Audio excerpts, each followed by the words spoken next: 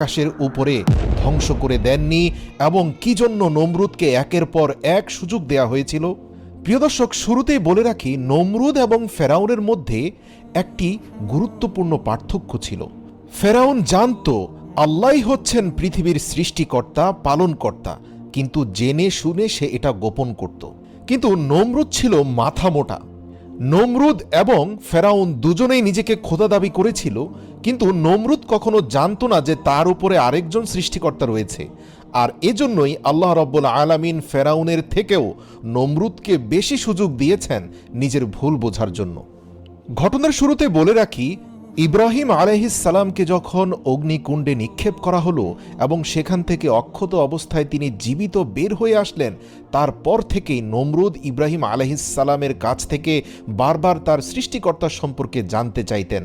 নমরুদ প্রকাশ্যে বলেছিল, আমি তোমার স্রষ্টার সাথে যুদ্ধ